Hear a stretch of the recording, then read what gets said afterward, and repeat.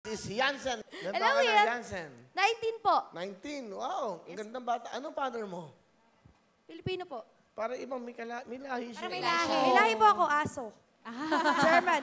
German Shepherd. Hindi nga. Okay. Ano trabaho ng tatay mo? Yung tatay ko po ay nagtatrabaho sa isang, ganito po kasi, yung nanay at tatay ko magkahiwalay po. Tapos sa tatay po ako lumaki saka sa lola. Yung, Ang nanay mo nasaan? nanay ko po is nasa Rizal po yata. Wala po kasi, hindi po kasi kami masyadong close. Opo. Ilan kayo magkakapatid?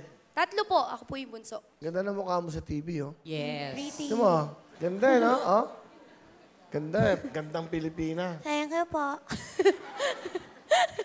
Hirap ko usap itong mga... Sorry naman. yung ano? Di ba? Papaliw ng papaliw ko. Ano ang pangarap mo sa buhay mo? Pangarap ko po maging stewardess someday. Mapapayat ka. Opo, jubis ko po eh. Oo nga, ganda ng mukha mo. Malay mo, makita ka dito si GMA, kuning ka artista, oh. Oh, di ba? Mga ganyang karakter, di ba? Correct. Pwede yan, kuya. Marami din ng bagong teleserye. Oh, malay mo. Gusto mo mag-artista? Opo. Ano alam mo sa pag-artista? Acting. Acting po. So, bakit ka sumali dito? Sumali po ako kasi gusto po ng lola ko makarating dito kasi gusto daw po niya kayo makita. Si lola mo. Baka niya po yung lola ko. Dahil lang doon. Hindi po, dahil din gusto ko rin po kayo makita at let's ma-enhance po yung talent ko na mapakita po sa buong mundo na may talent po ako. Ang ganda siya, no? Ganda. Thank you, Mga Will. pwede mag-artista. Malay mo. Lalo na pag medyo pumayat pa yan, Will. Isipin mo sa hipon. Mukhang hipon. Di ba?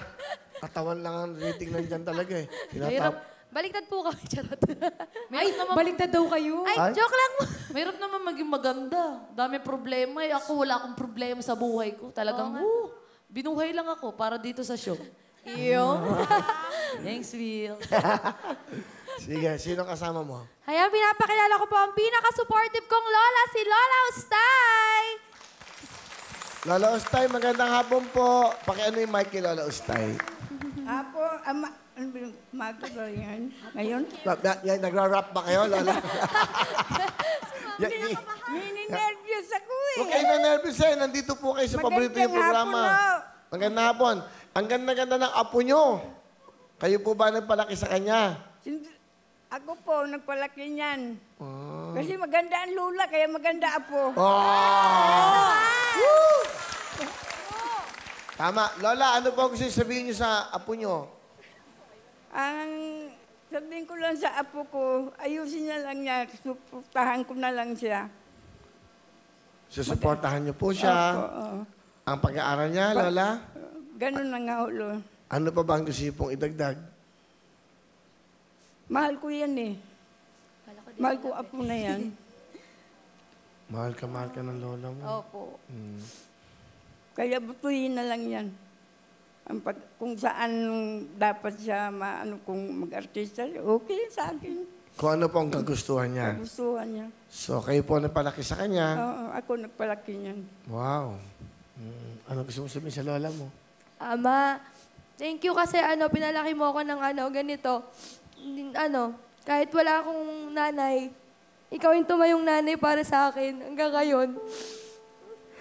Sobrang nagpapasalamat ako kasi lagi kang sumusuporta sa akin. Ayun lang ba, mahal na mahal ko kayo ni tatay.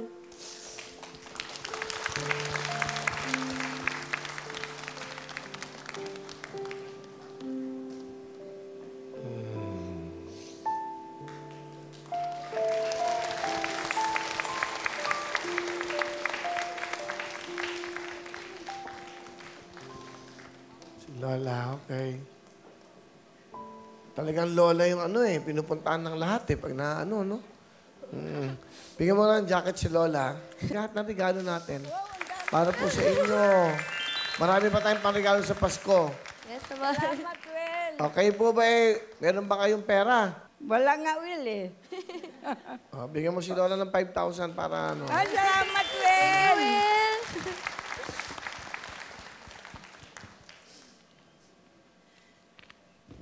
Okay po, hindi ka magbigay.